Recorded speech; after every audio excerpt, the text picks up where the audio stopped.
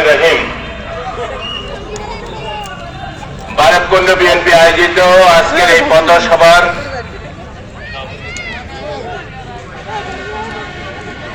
পথসভার সম্মানিত সভাপতি, যিনি নির্বাচন পরিচালনা কমিটির বারেবকুণ্ড ইউনিয়নের সম্মানিত নির্বাচন পরিচালনা কমিটির সভাপতি, বাংলাদেশ জাতীয়তাবাদী কৃষক দল উত্তর জেলা শাখার সভাপতি জনতা জনাব বদরুল ভাই, মঞ্চে উপস্থিত সম্মানিত নেতৃবৃন্দ, সামনে উপস্থিত আমার পিতৃতুল্য মুরব্বী, সমবয়সী বন্ধু, প্রাণপ্রিয় ছোট ভাইয়েরা এবং সম্মানিত মা বোনেরা, আসসালামু আলাইকুম ওয়া রাহমাতুল্লাহ।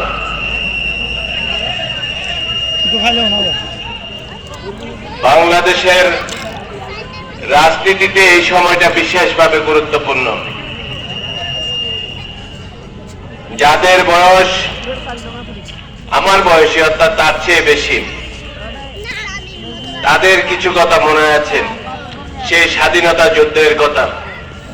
এই বাংলাদেশ যে স্বাধীন ভূখণ্ড হয়েছে, এই ভূখণ্ডের জন্য সেদিন পাকিস্তানি হানাদার বাহিনী যখন বাংলাদেশের মানুষের উপর ঝাঁপিয়ে পড়েছিল, ঠিক সেই সময়ে একজন মেজর বাংলাদেশ চট্টগ্রাম বেতার কেন্দ্র দখলের মাধ্যমে ঘোষণা করেছিল, আমি মেজর জিয়া বলছি, বাংলাদেশের স্বাধীনতা ঘোষণা করছি। এই ঘোষণার মাধ্যমে সারা বাংলাদেশের মানুষ একত্রিত হয়ে যুদ্ধে ঝাঁপিয়ে পড়েছিল এবং এই বাংলাদেশে একটি ভূখণ্ড, বাংলাদেশ নামে একটা ভূখণ্ড আমরা পেয়েছি এবং সেই বাংলাদেশের স্বাধীনতা আমরা পেয়েছি এবং স্বাধীন একটি দেশ পেয়েছি। পরবর্তী পর্যায়ে আবারও একদলীয় শাসনের মাধ্যমে যখন ৭৫-এর পর আবার জনতার বিপ্লবের মাধ্যমে সেই শহীদ রাষ্ট্রপতি জিয়াউর রহমান বাংলাদেশের মানুষকে গণতন্ত্রের সূচনা, গণতন্ত্রের ধারা প্রবর্তন করেছিল। আমি খুব অল্প টাচ করে ইতিহাসটা বলছি, বেশি বাড়াবো না। পরবর্তী পর্যায়ে আবারও যখন স্বৈরাচার বাংলাদেশের মানুষের উপর জগদ্দল পাথরের মতো বসে পড়ে, ঠিক সেই সময়ে দেশনেত্রী বেগম খালেদা জিয়া গৃহবধূ থেকে রাস্তায় নেমে এসে জননেত্রী, আপোষহীন দেশনেত্রী হিসেবে প্রতিষ্ঠিত হয়ে ৯১ আবারও বাংলাদেশের মানুষকে গণতন্ত্র ফিরিয়ে দেয়। বাংলাদেশের উন্নয়নের ধারা তখন থেকে শুরু হয়, বাংলাদেশ অগ্রগতির দিকে যায়। ঠিক যখন বাংলাদেশ এগিয়ে যাচ্ছিল, ঠিক তখনই আবারও ২০০৬ সালে ফখরুদ্দিন মঈনুদ্দিনের দাবানল থেকে এই বাংলাদেশের মানুষের গণতন্ত্র হেরে যায়। বাংলাদেশের মানুষ আবার একদলীয় শাসনে পরিণত হয়। দীর্ঘ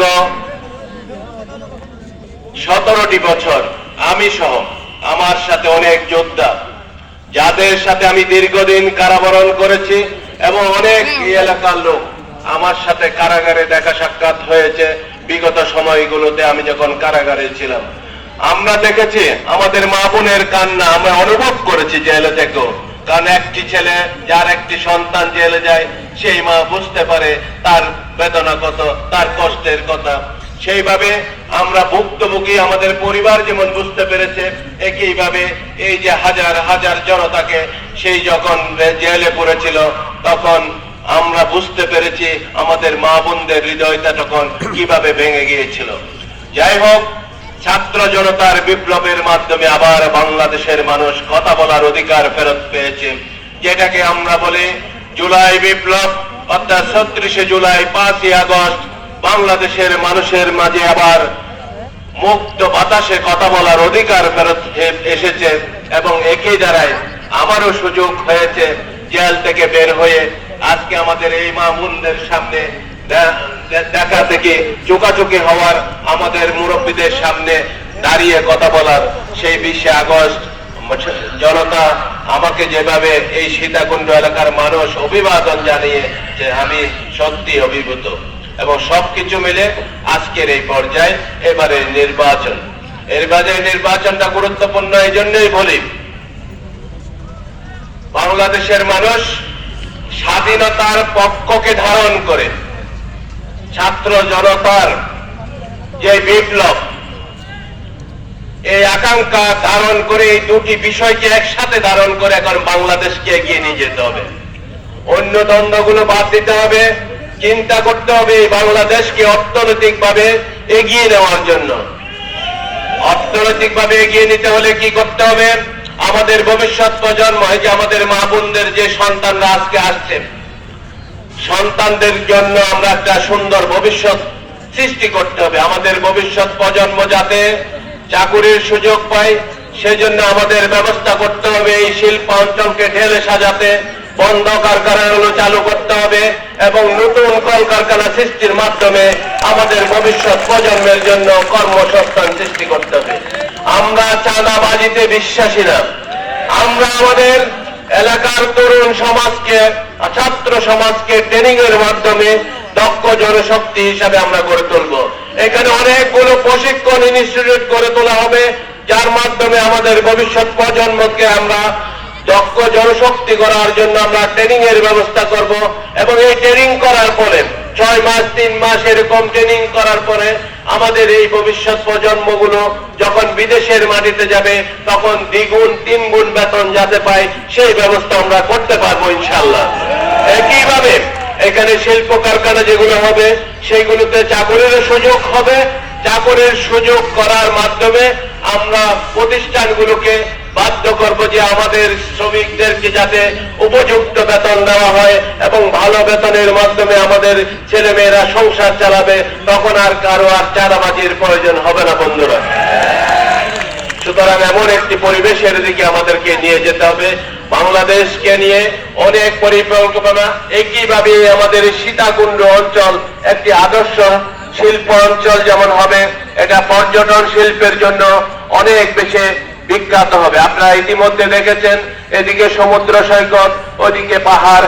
এই এলাকার একটা যদি আমরা সুন্দরভাবে সুন্দর পরিবেশ, সামাজিক নিরাপত্তা সৃষ্টি করতে পারি। সামাজিক নিরাপত্তা কথাটা এর বিষয়টা একটু ব্যাখ্যা করি। সামাজিক নিরাপত্তা বলতে আমাদের মা বোনেরা যাতে রাস্তাঘাটে চলাফেরা করার সময় কোনো প্রকার হেনস্থা না হয়, তারা যেন কর্মক্ষেত্রে গেলে কর্মক্ষেত্রে ফেরত আসার সময় যাতে কোনো প্রকার হয়রানির শিকার না হয়, সেইভাবে আমাদের কর্মীদেরকেও যেমন ব্যবস্থা নিতে হবে, আইন শৃঙ্খলা বাহিনীকেও আমরা সেইভাবে পরিচালিত করতে হবে, যাতে করে সবাই সুন্দর নিরাপত্তার মাধ্যমে আমাদের কাজগুলো এগিয়ে যায়।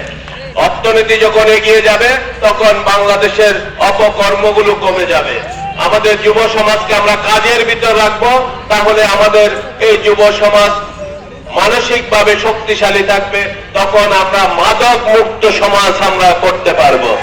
এই মাদকটা হলো এই সমাজের জন্য একটা বিশেষ একটা অপরাধ এবং বিশেষ একটা দিক। কিছু কিছু লোক শুধুমাত্র মাদক ব্যবসা দিয়ে আমাদের যুব সমাজকে নষ্ট করে দিতে চায়, তাদের মেধাকে অপশক্তিতে রূপান্তরিত করতে চায়। সেজন্য সম্মানিত মা বোনদেরও দৃষ্টি আকর্ষণ করব, আপনার সন্তানরা আপনারা একটু খেয়াল রাখবেন যে সে অমনোযোগী কিনা বা কোনো প্রকার মাদকাসক্ত হচ্ছে কিনা। এইসব বিষয়গুলোর জন্য আমরা সামগ্রিকভাবে আমাদের সামাজিকভাবে আমরা এমন কিছু ব্যবস্থা রাখবো যাতে করে সবাইকে আমরা সুন্দর ট্রেনিং এর মাধ্যমে একটা উপযুক্ত পরিবেশের দিকে নিয়ে যেতে পারি। কাউন্সিলিং এর মাধ্যমে আমরা তাদেরকে যাতে ভালো পথে রাখতে পারি সেই ব্যবস্থাগুলো আমরা চালু রাখবো ইনশাআল্লাহ। তো সেই জন্য আরেকটা বিশেষ দিক, সময় শেষের দিকে 3-4 মিনিট আর কথা বলবো আপনাদের সাথে। বিশেষভাবে আমাদের এই ঢাকা ট্রাঙ্ক রোড এখন এত বেশি ব্যস্ত, অ্যাক্সিডেন্ট বেড়ে গেছে। আমাদের প্রাণপ্রিয় সন্তানেরা যারা স্কুলে আসে, তারা স্কুলে রাস্তা পার হওয়াটা অনেক কষ্ট হয়। মা বোনেরা স্কুলে নিয়ে আসে সন্তানদেরকে, তাদেরও রাস্তা পারাপার হতে কষ্ট হয়। সেই জন্য এই রাস্তার উপর গাড়ির চাপ কমাতে হবে। সেই চাপ কমাতে হলে আমাদের এখানে একটা ফ্লাইওভার করে দিতে হবে, যাতে করে ফুলতরহাটের আগে থেকে গাড়িগুলো যাতে ফ্লাইওভারে উঠে একদম সীতাকুণ্ডে পার হয়ে পড়ে, যাতে করে বড় যে ঢাকামুখী ট্রাকগুলো বা যা ঢাকামুখী গাড়িগুলোর চাপ আমাদের এই রাস্তার উপর না থাকে। তাহলে আমরা সহজেই আমাদের প্রাণপ্রিয় ছাত্রছাত্রীরা রাস্তাঘাটে চলাফেরা করতে পারবে এবং রাস্তা পার হতে পারবে। সেরকম প্রকল্প আমরা ইনশাআল্লাহ বাস্তবায়ন করব সময়ের উপযোগী। কারণ আমাদের চিন্তা করতে হবে, আমরা তো এক সময় চলে যাব, আমাদের ভবিষ্যৎ প্রজন্মদের কথা। প্রত্যেক মানুষের চিন্তা করে, মা বোনেরা চিন্তা করে যেমন তার সন্তানের কথা, আমাদের মুরব্বীরা যারা চিন্তা করে তারাও চিন্তা করে যে তাদের ভবিষ্যৎ প্রজন্ম তার সন্তানকে যে দেশের মাটিতে রেখে যাবে সেটা নিরাপদে থাকবে কিনা। সেই জন্য সবকিছু মিলে আমাদের পরিকল্পনাগুলো এমন ভাবে করে তুলতে হবে। সুতরাং এই দেশ আমরা স্বাধীনতা বিরোধীদের হাতে ছেড়ে দিতে পারি না। এই দেশ আমাদের এই তরুণ প্রজন্মের আকাঙ্ক্ষার সাথে মুক্তিযোদ্ধারা যে বাংলাদেশকে স্বাধীন করেছে সেই বাংলাদেশের স্বাধীনতাকে সমুন্নত রেখে আমরা অর্থনৈতিকভাবে এগিয়ে গিয়ে এই বাংলাদেশকে এগিয়ে নিয়ে যাব ইনশাআল্লাহ। সবকিছু মিলে আপনারা আমার এলাকার মানুষ, আমরা যদি আমাকে একটু আগাই দেন, এখন আমার সময়, কারণ আমার সময় এটি কথা এই জন্যই বলি, এখন দেশের বিভিন্ন সচিব বিভিন্ন পর্যায়ে যারা কাজ করে বেশিরভাগই আমাদের বন্ধু, এক দুই বছরের ছোট বা এরকম, যে কোনো জায়গায় আমরা টেলিফোন করলে এই কাজগুলো সহজে হয়ে যাবে।